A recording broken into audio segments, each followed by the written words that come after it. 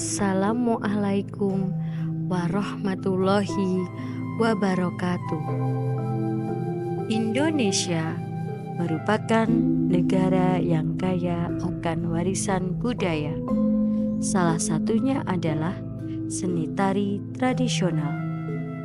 Tari tradisional tidak bisa terlepas dari pola kehidupan sosial budaya masyarakat daerah setempat. Oleh karena itu, setiap daerah mempunyai tari tradisional yang berbeda-beda. Tahukah kalian apa saja perbedaan tarian tersebut? Perbedaan tersebut menjadikan tari tradisional sangat beragam, baik dari segi gerak, kostum, iringan, hingga makna simbolisnya. Sebagai contoh, tari Gambyong yang berasal dari Surakarta, Jawa Tengah. Tari Saman yang berasal dari Nangro Aceh, Darussalam.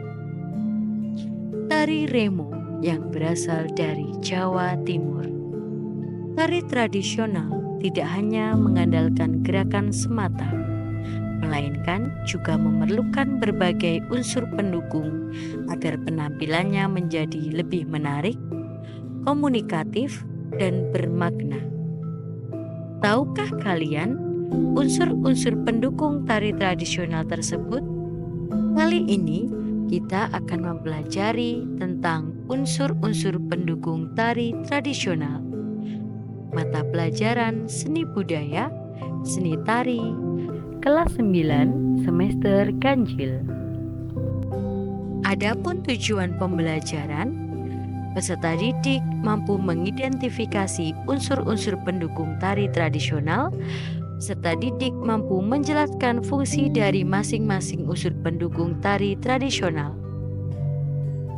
Unsur-unsur pendukung tari tradisional terdiri dari pola lantai, tata rias dan tata busana, properti tari, musik iringan tari.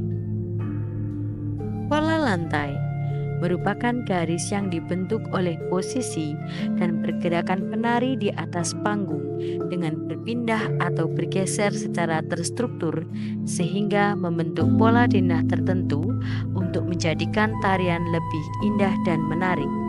Macam-macam pola lantai. Pola lantai horizontal adalah pola lantai yang membentuk garis lurus ke samping. Pola lantai vertikal adalah pola lantai yang membentuk formasi lurus dari depan ke belakang maupun sebaliknya.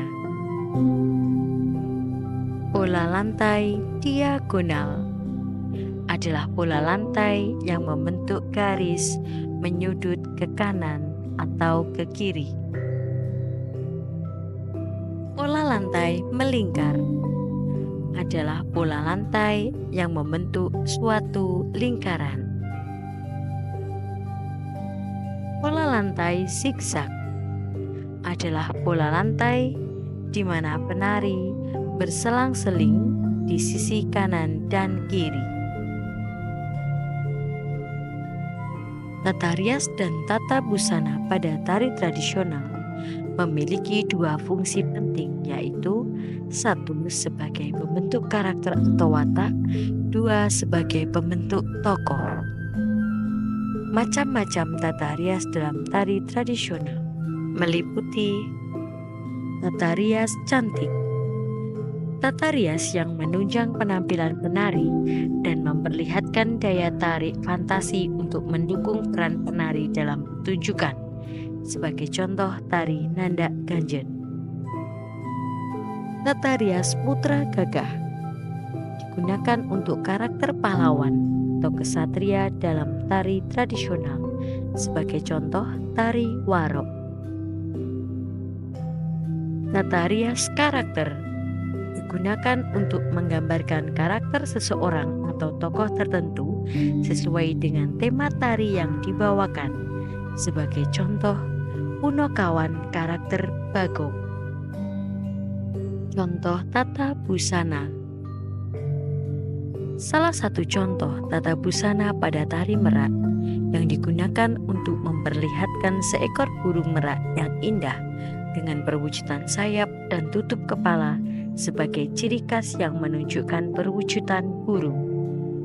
Urutan pemakaian tata busana tari merak: bulu merak, cemol, jamang, sumping, kalung, kelat bahu, mekak, sabuk, sayap, rapek, rok hijau. Properti tari. Properti dalam tari tradisional merupakan alat atau benda yang dapat digunakan untuk mendukung ekspresi dan makna gerakan tari. Contoh properti tari adalah sebagai berikut. Sampur adalah properti tari yang berupa kain panjang yang digunakan sebagai selendang. Keris digunakan dalam tari perang atau tari yang menggambarkan kepahlawanan.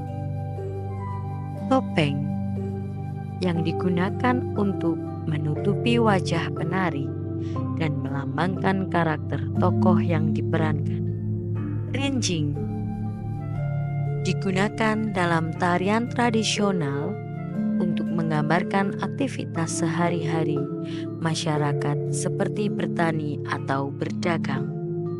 Caping sering digunakan dalam tarian bertema pertanian atau kehidupan pedesaan. Pecut, properti ini digunakan dalam tarian yang menggambarkan kekuatan, keberanian, atau unsur mistis pada tari Krono Sewandono. Eblek merupakan kerajinan anyaman bambu dari Ponorogo yang dibentuk menyerupai hewan kuda yang pipih dan digunakan penari jadilan dalam pertunjukan reog Ponorogo. Musik iringan tari tradisi adalah musik yang dimainkan untuk mengiringi pertunjukan tari tradisional, biasanya menggunakan alat musik daerah yang khas dan dimainkan secara langsung atau menggunakan rekaman. Musik ini berfungsi sebagai pendukung gerakan tari, memperkuat ekspresi, menciptakan suasana, dan memperjelas makna dari tarian yang ditampilkan. Macam-macam musik iringan tari tradisi berdasarkan sumber bunyi, antara lain musik internal, musik yang dihasilkan dari tubuh penari sendiri seperti tepukan tangan, hentakan kaki, atau suara vokal. Salah satu contoh tari saman dari Aceh yang menggunakan tepukan tangan dan nyanyian sebagai iringan. Musik eksternal, musik yang dimainkan oleh pengiring menggunakan alat musik tradisional. Salah satu contoh memainkan alat musik gamelan Jawa. Adapun manfaat mempelajari pelajaran kali ini adalah menumbuhkan rasa cinta dan apresiasi terhadap budaya dengan memahami berbagai unsur pendukung tari seperti pola lantai, tata rias, dan tata busana tari, properti, serta musik iringan tari tradisi.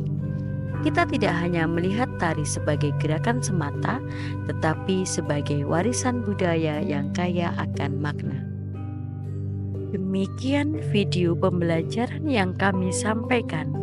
Semoga dapat bermanfaat. Tetap semangat. Wassalamualaikum warahmatullahi wabarakatuh.